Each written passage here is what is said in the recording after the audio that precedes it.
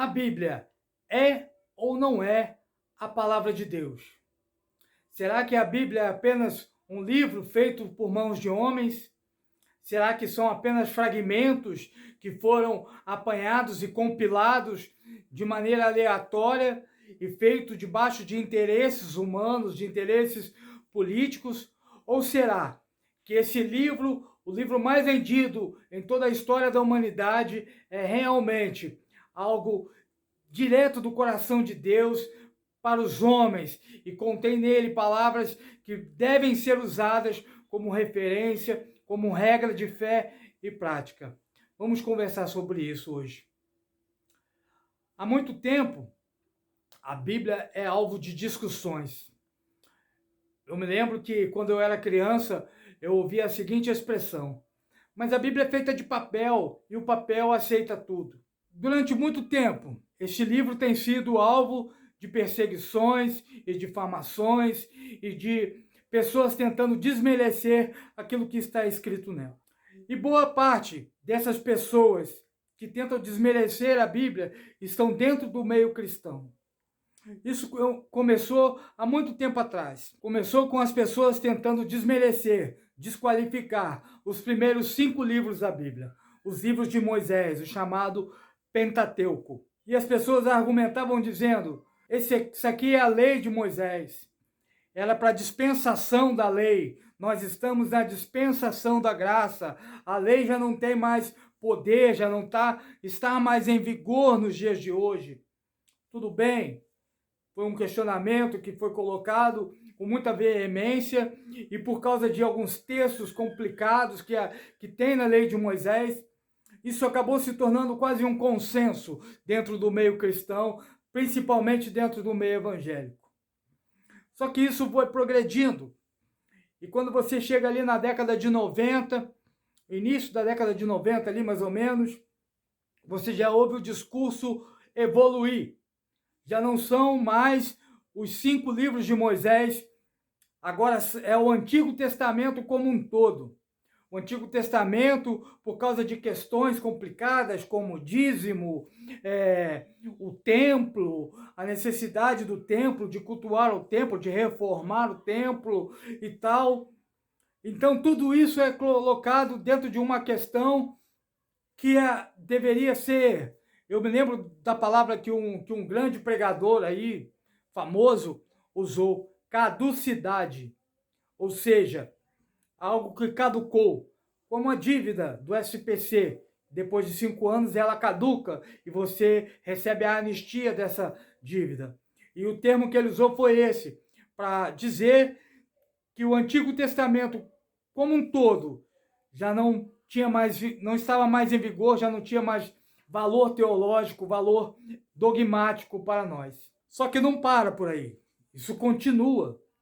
E já nos anos 2000 a gente já ouve um discurso diferente, bem mais invasivo, bem mais agressivo. Pregadores de diversas denominações dizendo que as cartas de Paulo não deveriam ser usadas como dogma para a vida cristã, porque Paulo não foi discipulado por Jesus. Paulo era fariseu, estava mergulhado na cultura judaica, uma cultura patriarcal, conservadora, e ele não tinha tido tempo, ele não teve tempo para ser discipulado e aprender a graça de Deus da maneira com que Jesus ensinou aos seus discípulos. Então, para essas pessoas, a única parte da Bíblia que teria valor canônico como regra para a vida cristã seriam os evangelhos sinóticos, os 4 primeiros evangelhos do Novo Testamento que contam a vida de Jesus. Só que parece que isso não parou por aí. Já agora, mais recentemente, a gente tem presenciado diversos pregadores, os chamados influencers gospel, dizendo que a Bíblia tem que voltar para o lugar dela, que você não pode considerar que fragmentos apanhados em localidades diferentes, de culturas diferentes, com idiomas diferentes, personagens diferentes, e você não pode pegar isso tudo, juntar e dizer que é uma regra que você tem que seguir. A verdade, ela é triste, dura, mas é a verdade. Toda vez que alguém é confrontado por um texto bíblico que ele não compreende, que foge à compreensão, e ele não tem como argumentar, a primeira reação dessa pessoa é desqualificar o texto. Pronto. E vem aí um monte de desculpa, um monte de conversa. Né? Por exemplo, está escrito lá, não julgueis. O que o texto está dizendo? É bem claro, não julgueis. Mas se você é uma pessoa que fofoca, que gosta de falar da vida dos outros, a sua primeira reação é dizer que o texto fala isso, mas não fala isso, que não é bem assim, etc. Vamos começar o nosso raciocínio da seguinte forma, antes que você crie caraminhola aí na sua cabeça. Eu creio na Bíblia como regra de fé, porque o que eu estou discutindo com você aqui nesse vídeo é a relevância e a importância da Bíblia para a nossa vida.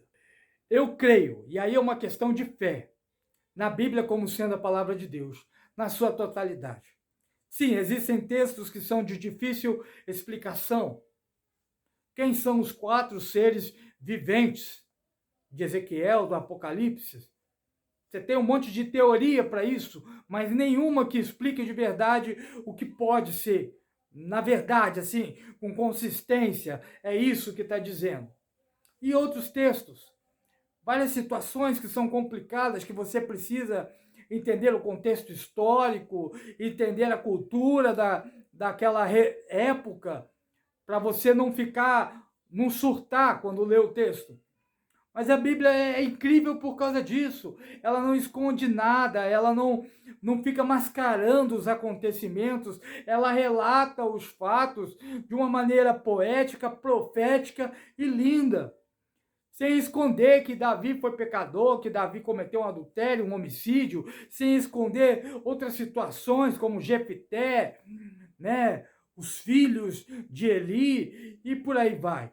Situações difíceis de se entender, difíceis até de abordar, mas está lá na Bíblia, está registrado. E qual é o nosso dever como cristãos? O nosso dever é ler a Bíblia e absorver a mensagem que está saindo dali. Vou citar um exemplo. A história de Jonas. A história de Jonas é uma das histórias que cria muita confusão no meio científico. Muita gente discute essa história. Por quê? Que fique claro para você.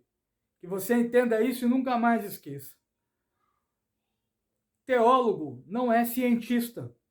A Bíblia não é um relato científico. No caso, a história de Jonas não é um relato científico sobre a possibilidade de morar por 3 dias na barriga de uma baleia. Não.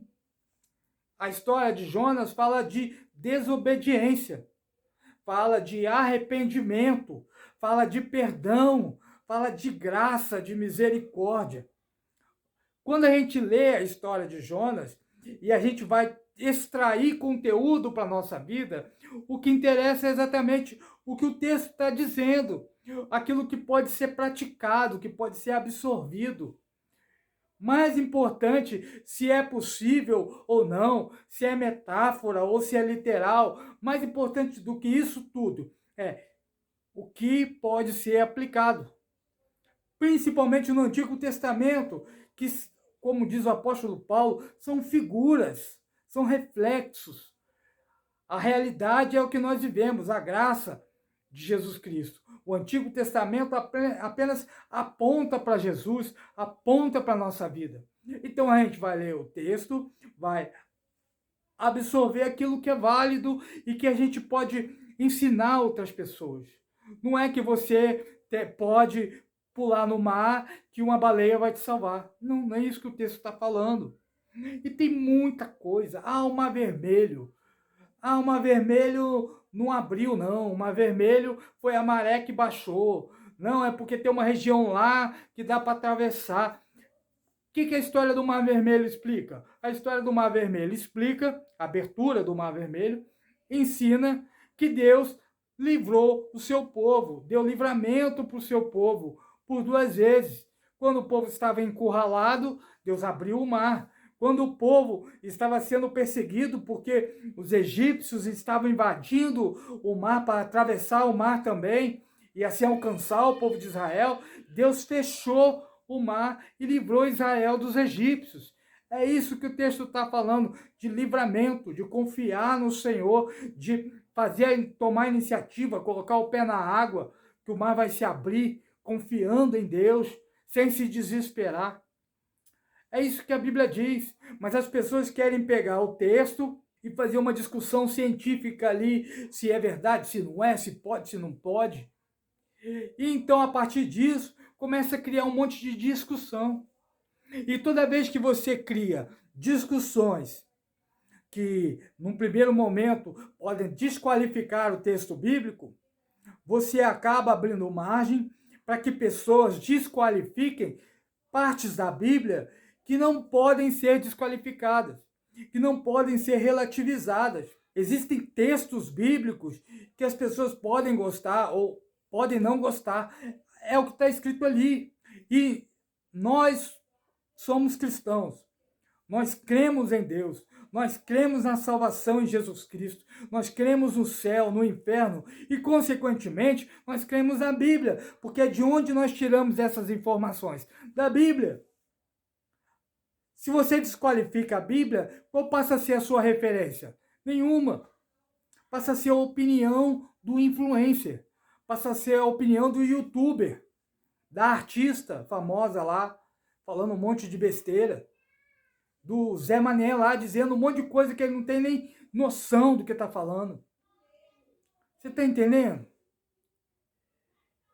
Entre ficar com a opinião do teólogo mais renomado, mais estudado da história, entre ficar com o que pensa o influenciador digital lá, com milhões de seguidores, a artista famosa premiada lá, entre ficar com o que essas pessoas dizem e ficar com a Bíblia, eu fico com a Bíblia. E ponto. Ah, mas como que você prova? Eu não provo nada. É a minha fé. É a tua fé. É a fé cristã, que é baseada na Bíblia. Nós cremos que a Bíblia é a palavra de Deus e isso nos basta. Se faz sentido ou se não faz, um dia todos vão saber. Como diz a própria Bíblia, um dia todo joelho vai se dobrar, toda língua vai confessar. E é isso que importa para nós. Porque tem coisas que dá para argumentar.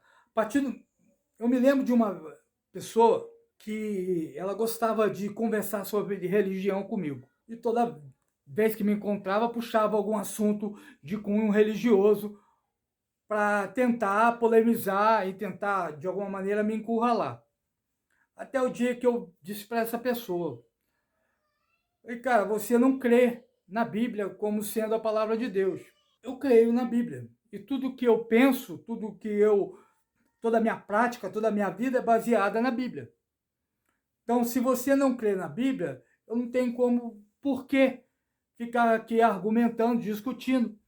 Porque é como conversar com um daltônico. Você mostra um azul para ele e fala, ó, o céu é azul, mas ele está vendo vermelho.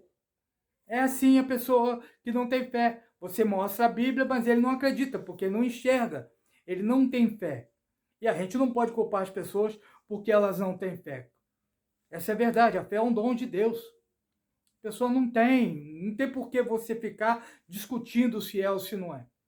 Mas principalmente, a razão de eu estar fazendo esse vídeo aqui é porque estou vendo, diante dos meus olhos, a Bíblia sendo desqualificada dia após dia pelo mundo, pelos movimentos, pelas ideologias e, infelizmente, pelos cristãos. Porque o cristão quer ser moderninho, o cristão quer ficar bem na foto, o cristão quer aparecer no meio de artista, quer tirar foto com artista, quer ser marcado lá no Instagram por um artista. Então, ele fica falando coisa para ser simpático.